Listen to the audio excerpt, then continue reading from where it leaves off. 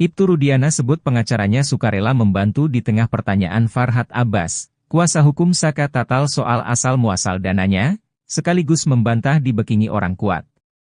Sebab, sejak awal Farhad Abbas memang sudah vokal mempertanyakan asal-usul duit Ibtu Rudiana untuk menyewa puluhan pengacara. Farhad Abbas mengetahui ayah Eki itu ternyata tidak diberi bantuan hukum oleh institusinya sendiri, Polri. Farhad menyebut Kapolri Jenderal Listio Sigit Prabowo tidak menyediakan pengacara untuk Rudiana. Ibtu Rudiana malah menggunakan pengacara di luar institusinya demi membangun sebuah opini di masyarakat. Kemudian, baru-baru ini Ibtu Rudiana memberi jawaban soal sewa pengacara tersebut. Ibtu Rudiana mengatakan jika para pengacaranya secara sukarela membantu dirinya. Oleh sebab itu, ia menceritakan awal mula para pengacaranya mau membela. Selain itu, Ibtu Rudiana mengatakan jika dirinya tak dijembatani. Di sini, Ibtu Rudiana ikut membantah tudingan bekingan orang kuat untuk membayar sewa pengacaranya.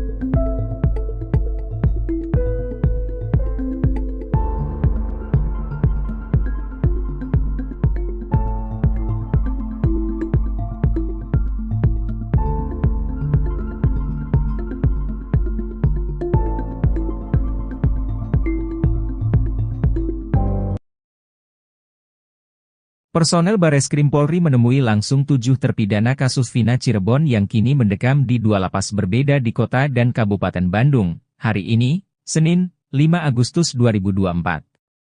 5 terpidana yaitu Rivaldi, Eka, Sandi, Hadi, dan Supriyanto yang diperiksa di Lapas Bandung Kebonwaru. Sedangkan, Eko dan Jaya, diperiksa di Lapas Jelekong, Kabupaten Bandung. Pemeriksaan dilakukan untuk mendapatkan keterangan terkait dugaan kebohongan AF dan DD sebagai saksi kunci kasus Cirebon 2016 silam itu. Sebelumnya, AF dan DD dilaporkan kuasa hukum para terpidana ke Bareskrim Polri. Pihak kuasa hukum juga telah menyerahkan bukti dan saksi yang menunjukkan para terpidana memiliki alibi kuat.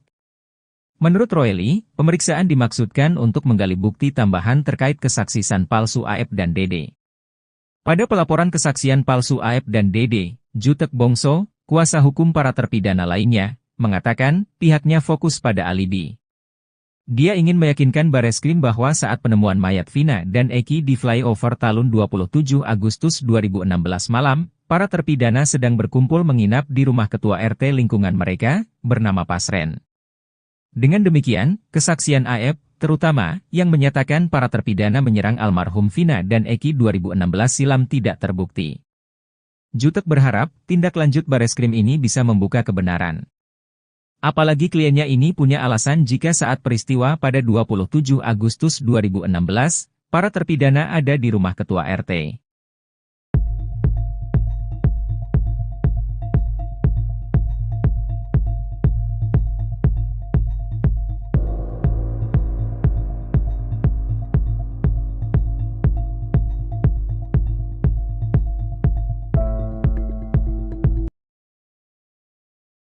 Pengakuan mengejutkan Widi dan Mega saat Vina sakaratul maut, beda dari cerita keluarga korban.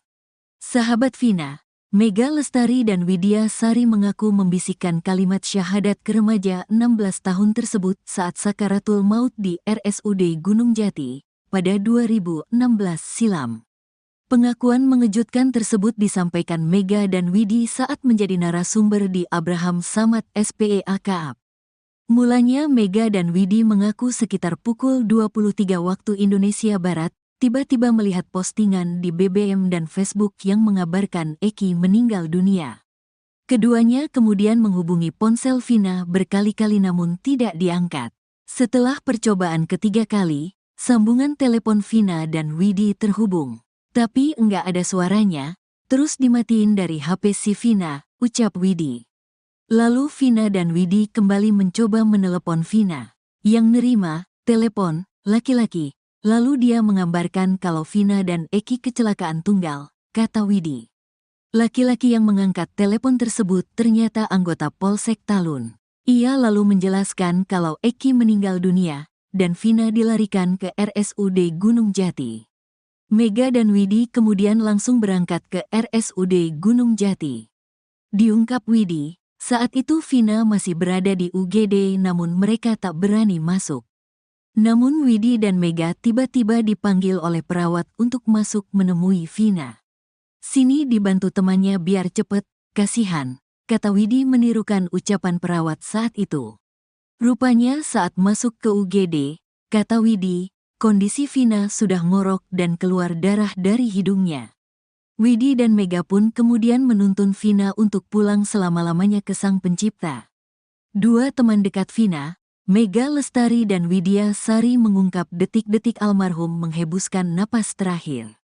Aku di telinga kanan, Mega telinga kiri, aku syahadatin sama Mega, terus udah, gak ada meninggal, tutur Widi. Setelah mengantar Vina, Widi dan Mega pun langsung syok karena 30 menit sebelum mendapat kabar kecelakaan, mereka masih berkomunikasi dengan Vina lewat telepon. Abis nganter Vina, meninggal, aku langsung keluar, duduk di luar bengong, syok banget, kata Widi lagi. Diakui Widi, saat itu Vina masih mengenakan baju miliknya yang dipinjam almarhum saat sore hari. Itu baju saya, dress tapi ada rompinya nyambung, ungkap Widi lagi. Beda dengan pengakuan ayah Vina sementara itu, ayah Vina, Wasnadi Otong mengaku sempat menemani Vina di rumah sakit.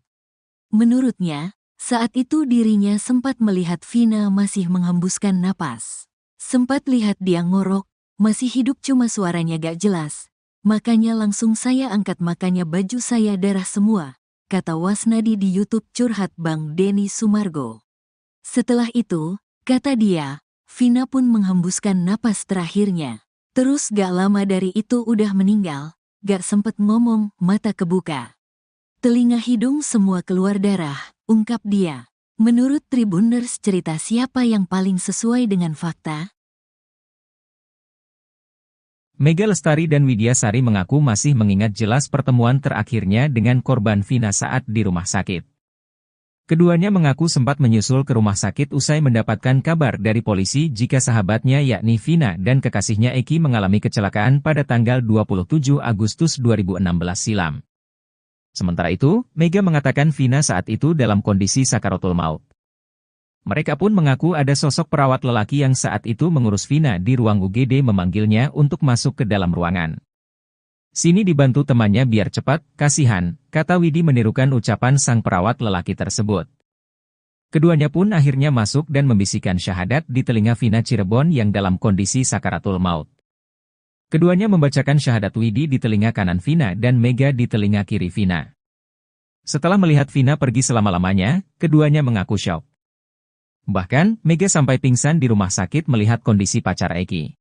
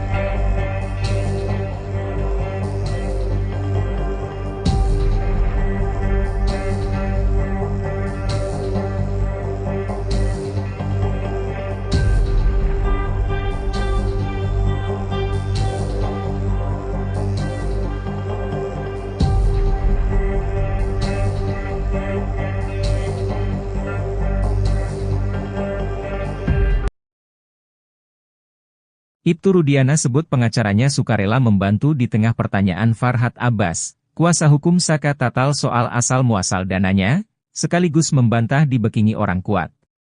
Sebab, sejak awal Farhad Abbas memang sudah vokal mempertanyakan asal-usul duit Ibtu Rudiana untuk menyewa puluhan pengacara.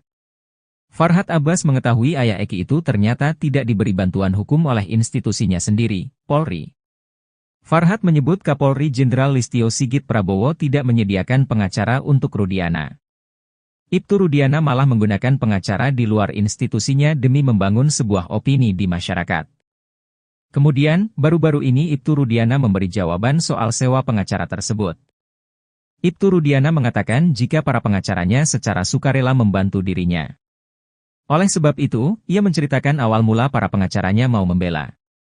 Selain itu, Ibtu Rudiana mengatakan jika dirinya tak dijembatani.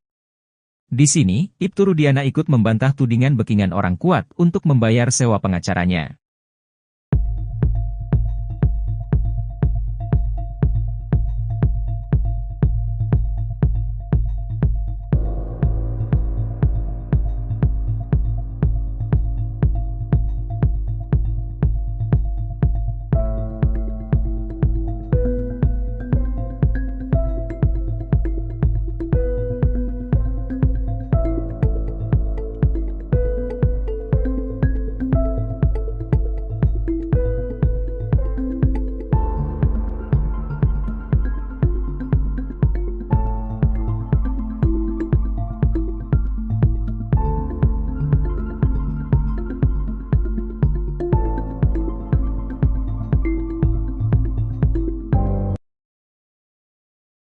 Personel Bareskrim Polri menemui langsung 7 terpidana kasus Vina Cirebon yang kini mendekam di 2 lapas berbeda di kota dan Kabupaten Bandung, hari ini, Senin, 5 Agustus 2024. 5 terpidana yaitu Rivaldi, Eka, Sandi, Hadi, dan Supriyanto yang diperiksa di Lapas Bandung Kebonwaru. Sedangkan, Eko dan Jaya diperiksa di Lapas Jelekong, Kabupaten Bandung. Pemeriksaan dilakukan untuk mendapatkan keterangan terkait dugaan kebohongan AF dan DD sebagai saksi kunci kasus Cirebon 2016 silam itu. Sebelumnya, AF dan DD dilaporkan kuasa hukum para terpidana ke Bareskrim Polri.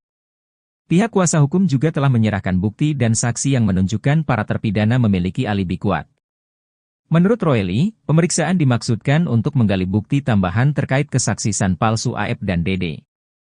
Pada pelaporan kesaksian palsu AF dan DD, Jutek Bongso, kuasa hukum para terpidana lainnya, mengatakan pihaknya fokus pada alibi. Dia ingin meyakinkan Bareskrim bahwa saat penemuan mayat Vina dan Eki di flyover Talun 27 Agustus 2016 malam, para terpidana sedang berkumpul menginap di rumah ketua RT lingkungan mereka, bernama Pasren. Dengan demikian, kesaksian AF, terutama, yang menyatakan para terpidana menyerang almarhum Vina dan Eki 2016 silam tidak terbukti. Jutek berharap, tindak lanjut Bareskrim ini bisa membuka kebenaran. Apalagi kliennya ini punya alasan jika saat peristiwa pada 27 Agustus 2016, para terpidana ada di rumah ketua RT.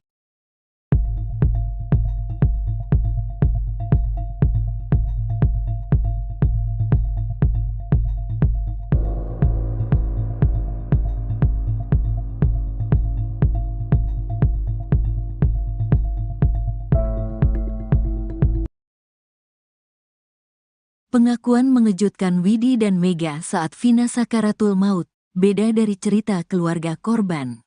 Sahabat Vina, Mega Lestari dan Widya Sari mengaku membisikkan kalimat syahadat ke remaja 16 tahun tersebut saat sakaratul maut di RSUD Gunung Jati, pada 2016 silam. Pengakuan mengejutkan tersebut disampaikan Mega dan Widi saat menjadi narasumber di Abraham Samad SPEA Kaap. Mulanya Mega dan Widi mengaku sekitar pukul 23 waktu Indonesia Barat, tiba-tiba melihat postingan di BBM dan Facebook yang mengabarkan Eki meninggal dunia. Keduanya kemudian menghubungi ponsel Vina berkali-kali namun tidak diangkat. Setelah percobaan ketiga kali, sambungan telepon Vina dan Widi terhubung. Tapi enggak ada suaranya, terus dimatiin dari HP si Vina, ucap Widi. Lalu Vina dan Widi kembali mencoba menelepon Vina. Yang nerima, telepon, laki-laki. Lalu dia mengabarkan kalau Vina dan Eki kecelakaan tunggal, kata Widi. Laki-laki yang mengangkat telepon tersebut ternyata anggota Polsek Talun. Ia lalu